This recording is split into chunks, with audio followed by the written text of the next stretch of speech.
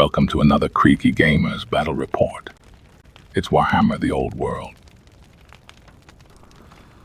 Okay, welcome to round 2 of Old Hammer. I better get these reports out quick because we've just had a new update. So these battles will be irrelevant because it's an old version now. We're up to version 1.5. Anyway, round 2, we're up against Orcs and Goblins, and they've got double level 4 and a battle standard bearer. We're limited to 500 points in characters, remember? So the Goblins don't suffer with double level 4, I don't think. Double Doom Diver and a Stone Thrower, etc. And this scenario, battlefield superiority, you've got to you get table quarters for units with standards. These are my spells that I rolled up. Necromancy. I don't think I played Necromancy very well over the course of this tournament. I didn't really have a plan. And I definitely didn't have a plan here because I've stuck my Tomb King, the Great Kiefertep, who's not on his dragon. He's on a chariot with the icon of rulership and a talisman of protection. And I've got the poison block of 35 archers. So poison has now just been nerfed a little bit, but I think I'll probably still persevere with poison. Got to have something, I guess, some long-range threat. A couple of tomb scorpions and a couple of necrosphinxes and some little horse archer units with standards in there. And there's Kiefertep on his chariot. And we made a mistake here where the deployment was not supposed to be in from the edges, but by the time we realised that, it was too late. I wish we had redeployed because he's out on this flank here and does virtually nothing all game. So there was a big mistake sticking the king out on there, on the flank. There's my archers, and I've got the scorpions and my little unit of skirmishing bowmen, skellies, off in ambush. So he's got a Doom Diver in each corner of the table and a Rock Lobber, and he's using his Mangler Squigs to protect them. There's his big block of poison short bows with a level 4. I think both level 4s end up in that unit. The Orc tacked on the side and the other one's in there. There's some more Squig Hoppers and a small unit of Boar Boys. Pretty good units, 6 units of 6 Boar Boys. I didn't use mine again, I think, but let's now go. In the next Turn version. 1. All right, turn 1. Let's have a quick look. We're just shuffling around, and he's throwing some magic at me, and I've formed a bit of a traffic jam on my left flank. Oh, that's just the overall deployment. So my plan was with the chariots was to come up here and swing through that gap, but I got sort of pushed too far forward and delayed here. So here I've gone. I should have just turned because I've got the icon of Rakaf for that reason. I should have just turned and gone that way and send the Necrosphinxes over there to deal with the Rock Lobbers and Doom Divers, but I was worried about the Necrosphinxes getting bombed. And there's a bit of a standoff in the middle, Spiritual Vortex out there, and he's just throwing all his shooting and magic into my Ushabti. So the Ushabti are a good target because they're nearly 300 points, and they're not going to do much in this game. So there's his level 4 Orc Shaman on Elementalism, using Travel Mystical Pathway, etc. I think that one's his battle standard, and then his little level 4s on the other corner, Itchy Nuisance, and so on. So my archers have got a lot of work to do there. They're bravely facing the onslaught. And the Boar Boys, here come the Boar Boys. They've swung around this flank here. I managed to kill one, maybe, with a little bit of shooting, and his Squig Hoppers are coming through the woods.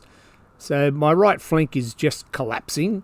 I'm going to have to send a Scorpion over there somewhere to get into his War Machine and Chariot, which are up the back there. And his Mangler Squig is just sort of hanging around there, trying to protect his backfield. And my archers, I've resurrected them and so on. I'm just shooting the smaller unit. He's got some trolls behind the smaller unit, but I'm not getting many spells off, and he seems to be getting all his spells off. And there's my poor Ushabti. There's only 2 left out of the 6. So they're not going to last much longer. I think we're about turn 2 or 3 here now. So his ball boys are going to come around and finish off the Ushabti. There's my big traffic jam on the left flank, my chariots, which in hindsight, I was thinking of just coming through this gap, which I should have done, but I've left them out there on the flank and they're just shooting war machines and just being generally useless, which allows him to just swing around. Yeah, so eventually I decide, oh, this is enough, and I jump the Necrosphinxes over. And I thought, oh yeah, he won't be able to kill a Necrosphinx with some fanatics, but those 3 fanatics go through that Necrosphinx and kill him. So my fanatics have never done that. I think they need 5s to wound, but he got quite a few hits, and I don't think I passed any regen saves. So I think that Necrosphinx just dies to fanatics and maybe poison shooting. The ball boys come in, and I'm going to lose 300 points of Ushabti here for doing nothing. So that was a bit of a waste. And he's just zapping me and so on. And that's probably the archers. They've sort of reformed here to try and face the ball boys, who are going to kill the Ushabti, overrun and not quite make it in. And so in my turn, the ball boys fall just short of their overrun, so I decide to charge the ball boys with the archers, which they do okay, because they've got a lot of poison attacks and so on, and a rank and a standard, etc. And the fanatics are just sitting there. So the archers charged in, break the ball boys. I think we outnumber them 2-1 or something, and so the ball boys take off. I've lost a Necrosphinx in the middle there. I've brought my little skeleton bowman up in the woods there to do some shooting, and my scorpions come on over the back and gone into the light goblin chariot there, so he's going to be chasing that goblin chariot around.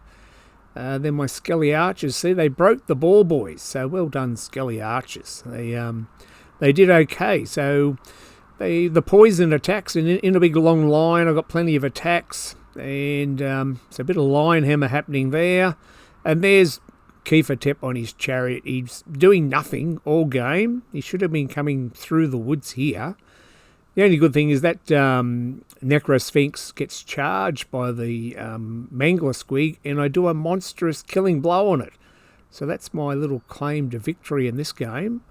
So there's only a couple of ball boys left, and my Necrosphinx that's the first time I've ever done a monstrous killing blow. So the ball boys are running. I've got a scorpion on there to try and protect that flank, but that's the overall view. So I've lost the Ushabti, lost the Necrosphinx, so I'm way behind on points now, and I've hardly killed anything. We couldn't catch those ball boys because those goblins got in the way. So the ball boys are going to rally, so they'll be fine in a minute. So we're not even going to get any points for them. The fanatics are mainly sitting still, and he's throwing a lot of spells at me, and the poison shooting block might have been what finished off my Necrosphinx. And the fanatics are just hanging around, not doing much. Yeah, that was lucky for me, but they did their job. These squig hoppers get into my horse archers, and I just couldn't shoot them. I couldn't shoot them off the table. If I get my hoppers out and anyone shoots at them, they just die. The scorpion here did okay. He's chasing that chariot. He's failed to rally, and he's running towards the nearest table edge there. And the big blocks, I'm not touching them. And he's charged you can't see him there, the Mangler Squigs into the Necrosphinx. Maybe does a couple of wounds. And then that Necrosphinx is into the trolls. I couldn't even finish off the trolls. And the chariots are finally coming around the rear. But I think we're only up to about turn 4. So we end up calling the game somewhere there. And those boys, there's 2 ball boys left. They rally, so I don't get any points there. And that's pretty much the end of the game. We only got to about turn 4. So because we had to look up a lot of rules, I had to convince him that his squig hoppers were moving 3d6, not 2d6. He's fairly new to playing Orcs and Goblins, so he was playing a few things wrong. The squig hoppers being the main thing, and the squig hoppers don't have any armour, etc. But that's pretty much it. I lost the Ushabti, lost one of the Necrosphinxes, and he didn't lose much at all, maybe a couple of war machines and a chariot and a Mangler Squig. So it ended up being I'll just check my bit of paper here. I do have the thing here. It was a 12-10 loss, a 12-10 loss to the Orcs and Goblins. So maybe if I had not deployed my chariots way out on the flank, I don't know what I was thinking. Anyway, that's 2020 hindsight. But during the game, I was thinking, I should just run them this way through the woods here. But I didn't. Anyway, you live and learn. So that's a victory to the Orcs and Goblins, 12-10 in round 2. Okay, well, that's just a short, sweet battle report. A narrow loss, but pretty irrelevant now because we're into virtually a new version. So let me know what you think of the new version 1.5. I think it's all good changes.